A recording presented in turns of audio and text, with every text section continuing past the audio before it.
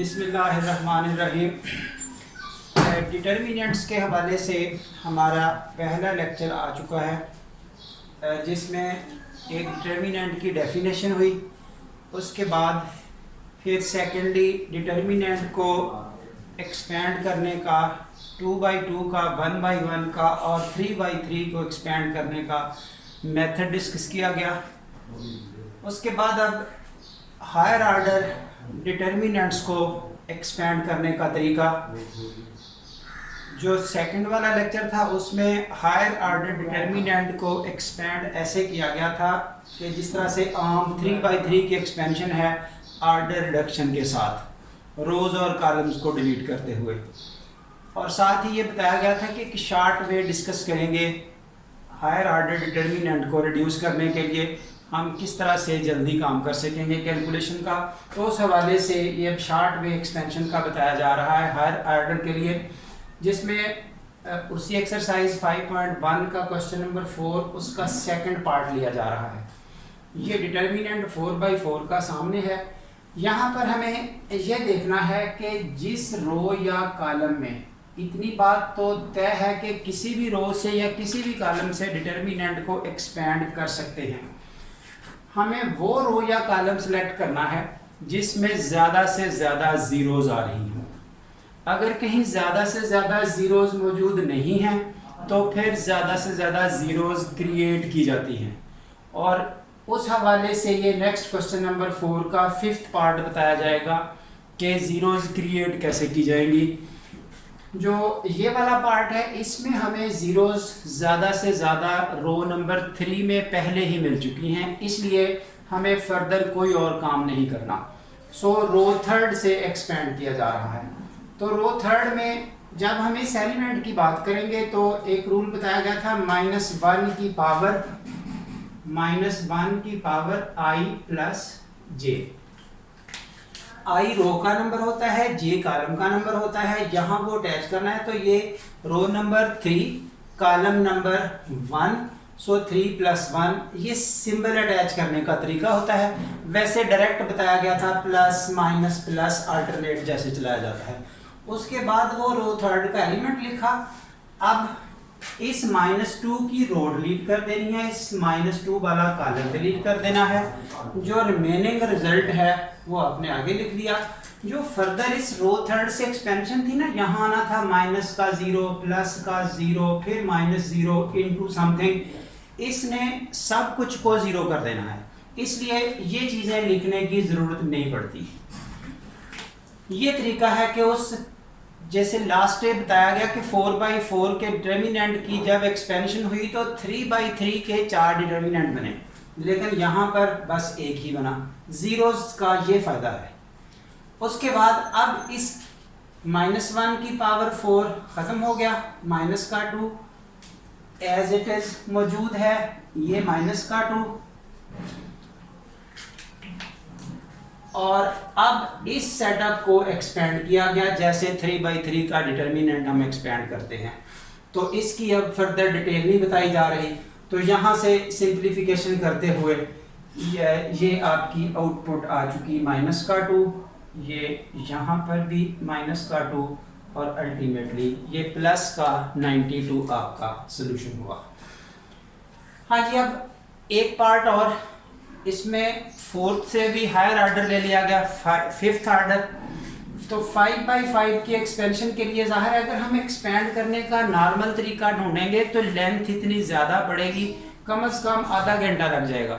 यानी कि इसके पहले 5 डिटर्मिनेंट बनेंगे 4/4 के, फिर आगे हर 4/4 के 3/3, फिर आगे 3/3 को 2/2। इस तरह लेंथ इतनी ज़्यादा हो जाएगी जिसको फिर कवर करना मुश्किल हो जाता है। अब उस लेंथ को कंट्रोल करने का तरीका इनके शॉर्टली हमें कैसे डील करना है।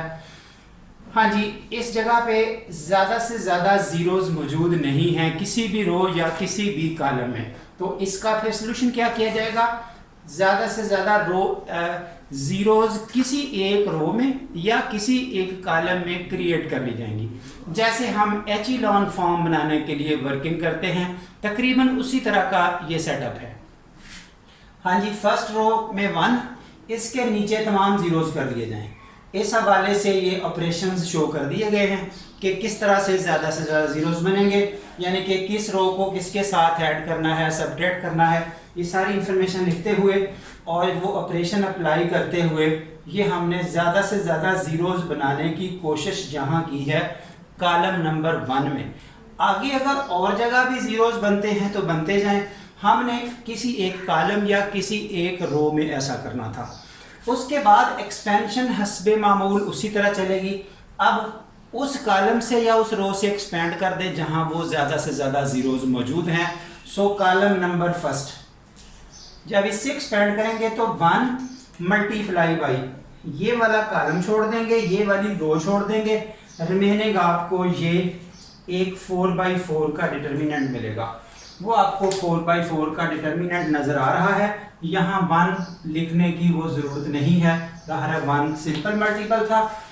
आगे उसी तरह से 0 0 0 जब लिखेंगे तो वो फर्दर वाला पार्ट, यानी कि ये 0 ये सब ऐसे ही ख़त्म हो जाने हैं, इनकी वर्थ यहाँ मौजूद नहीं होगी, इसलिए जस्ट ये रह गया एक। यहाँ पर एक प्रॉपर्टी भी लगाई जा सकती है कि अगर किसी एक कॉलम में कंप्लीट ज़ीरोज़ हों या किसी एक रो में कंप्लीट ज़ीरोज़ हों तो उस डिटर्मिनेंट का आंसर 0 होता है। तो इस वक्त कॉलम नंबर 3 आपके पास कंप्लीटली ज़ीरोज़ के साथ आ रहा है, इसलिए इसका रिजल्ट डायरेक्ट 0 लिख सकते हैं। या फिर अगर हमें कहीं ऐसी पोजीशन ना मिले, मे बी अगर हम कोई और 5/5 का या हायर ऑर्डर का डिटर्मिनेंट एक्सपेंड करें, हमें इस तरह का स्ट्रक्चर ना नज़र आए, सारी ज़ीरोज़ ना आए नज़र, तो देन फिर ये देखिए ऐसे ही इस 4/4 को फर्दर कैसे अंडर वर्किंग लाया गया, कैसे ज़्यादा से ज़्यादा ज़ीरोज़ बनाई गई। अब देखिए -2 2 -2 0 इसी कॉलम में फिर से ज़ीरोज़ बनाई जा रही हैं। इस रो में भी ज़ीरोज़ बनाई जा सकती थी, लेकिन कॉलम वाइज ज़रा काम करना आसान है क्योंकि हम एचिलॉन फॉर्म में ज़्यादातर काम इसी तरह कॉलम वाइज ही करते आए हैं, इसलिए इधर को ही वर्किंग हो रही है। अब इस -2 के नीचे ये भी 0 ये भी 0 कैसे किया जाएगा, ये आपके पास रो ऑपरेशंस नज़र आ रहे हैं। वो रो ऑपरेशन अप्लाई करते हुए आपने 3 जगह ज़ीरोज़ क्रिएट की। नेक्स्ट वर्किंग फिर वही रही कि अब हम जिस रो से मर्जी से एक्सपेंड करें, जिस कॉलम से मर्जी करें, लेकिन कहाँ से होना है, जहाँ ज़्यादा से ज़्यादा ज़ीरोज़ हों।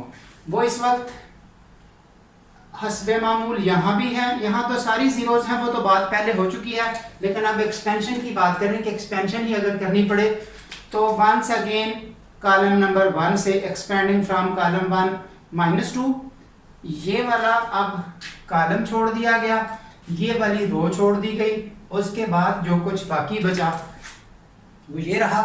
और अब फाइनली जस्ट एक्सपेंडिंग, जिस वक्त 3/3 का डिटर्मिनेंट सामने आ जाए तो उस पर जितना काम आप ये एचिलॉन फॉर्म वाला सिलसिला या ज़ीरोज़ क्रिएट करने वाला टाइम लगाते हैं, उससे जल्दी वो 3/3 का डिटर्मिनेंट एक्सपेंड हो जाता है। इसलिए 3/3 पर पहुंच के टाइम किल ना करें, उसको जस्ट नॉर्मल तरीके से एक्सपेंड करें जैसे ये किया गया। सो रिजल्ट लास्ट पे वही 0, यानी कि बात यहाँ तक इस जगह क्लोज हो रही थी, ना करते आगे काम, क्योंकि मुझे मेथडोलॉजी डिस्कस करनी है, इसलिए इसको छोड़ के फर्दर काम किया गया कि अगर ऐसी ज़ीरोज़ कहीं ना हो तो फिर यूं वर्किंग भी की जा सकती है। ऐसे एक 5/5 का डिटर्मिनेंट रिड्यूस होते होते फाइनली 2/2 में आ गया और उसकी आउटपुट ये रही, result is 0। So that's all. अब स्टूडेंट्स इसी एक्सरसाइज के रिमेनिंग क्वेश्चंस होमवर्क के लिए, असाइनमेंट के लिए डिस्कशन में ला सकते हैं, ताकि आपको इस तरह के डिटर्मिनेंट की शॉर्ट वे में भी एक्सप्रेशन मिल सके, शॉर्ट वे में भी आप काम कर सकें, और अगर डायरेक्ट करेंगे तो लेंथ ज़ाहिर आपके सामने है।